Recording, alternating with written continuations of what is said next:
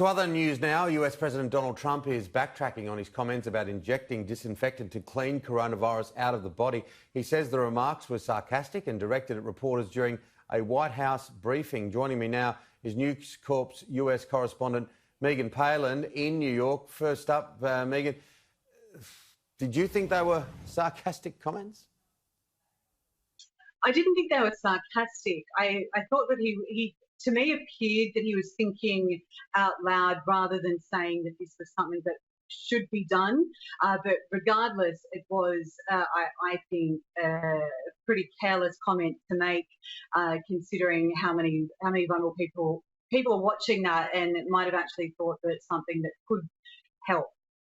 I was hearing a series of reports driving into work very, very early in the morning here in Australia, and there were health officials, there were as a whole stack of people getting on the front foot to try and close it down because of the dangerous nature of anyone that could ever have possibly taken it seriously.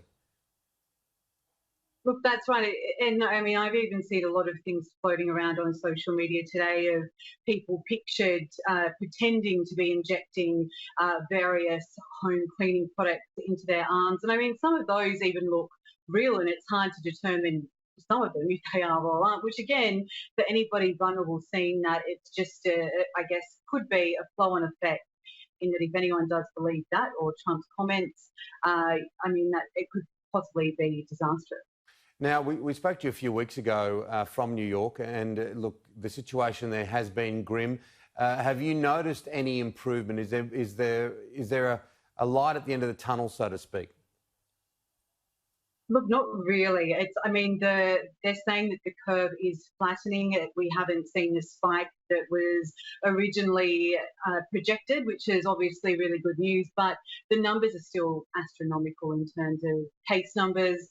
I mean, New York is really quite unrecognisable in a lot of ways at the moment. Out on the streets, everybody is now under an executive order to wear face masks. So, I mean, even a 2-minute step outside, it's really quite sobering to see everybody like that. Of course, most people aren't on the streets, but those doing essential runs are. It's the same in stores here at the moment. They have the essential workers that are working behind counters. A lot of them now have these plastic shields up to put a bit of space in between the workers and those coming in, plus masks, of course, are also mandatory in there for everybody going in.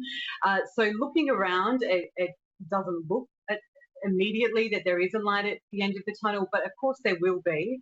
What we're really waiting for now is for there to be at least a few weeks of the case numbers either remaining the same or declining, and that's what it requires for under law or under the guidelines of the CDC for states to be able to start the reopening process. And New York's definitely not anywhere near that at the moment.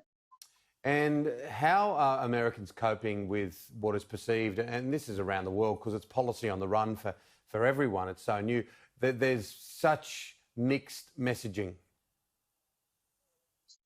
There is, and some people, quite frankly, are losing their minds. I've seen a few of them on the streets, some in my own apartment building. Some people are really struggling to deal with the stress and the pressures and I guess the fear and the risk and the danger that I guess everybody's very aware of at the moment. But in New York, considering the numbers, the risk of contracting this virus is so high that I guess the tension here is possibly a bit higher than some other parts of the world. Otherwise, people are quite disciplined. I think I've noticed that New Yorkers in general have been adhering quite well to the stay-at-home orders and to the orders where they are supposed to wear masks, and even a lot of wearing gloves, plastic gloves on the streets now. So I think largely, on a whole, most people appear to be doing quite well, but you can also see the fractures. You don't have to look very far to see that. And the American health system, again, has come under the spotlight, hasn't it? Because a lot of the deaths, particularly in New York, have been in the black communities, the Hispanic communities, the socio-economically struggling communities. That's right. I mean, the health system here favours those with money because that's what you need to be treated. And even though with the public health system, if you're sick, you can go, you still leave with a huge bill at the end. And that has stopped a lot of people with all sorts of conditions, but particularly now during this pandemic, from presenting themselves, even when they are critically ill, at hospitals or even medical centres. On the more positive side, I suppose, is that there are a lot of extra beds here at the moment because as many weren't used that were originally projected to be needed.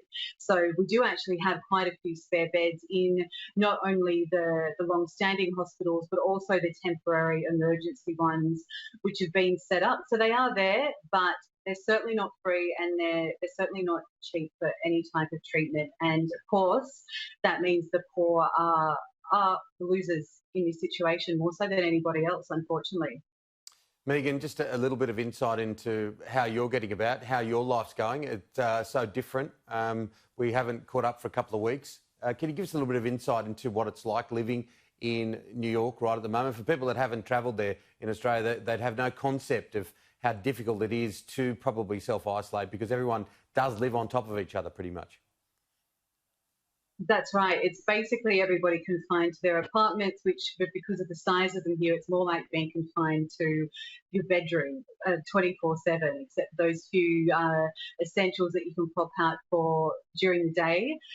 Most people, again, are doing that. But I mean, life here at the moment is really quite monotonous. And to anybody who knows New York, that is completely at odds with what New York life is typically like. It's a little bit like being a kid trapped in Disneyland while all the rides are shut down. There are all these, usually amazing things to do here, and you just can't do any of them. You can't even really leave the house for long periods. You can still exercise, but I mean, even that with all of the gym shows are closed, rather, is still really quite limiting and quite risky because everyone's flocking to a lot of the same places, and the social distancing is much harder to adhere to in those sort of situations. Megan, lovely to talk to you. Stay healthy, and we look forward to catching up with you over the next few weeks. Thanks, Tim. You too.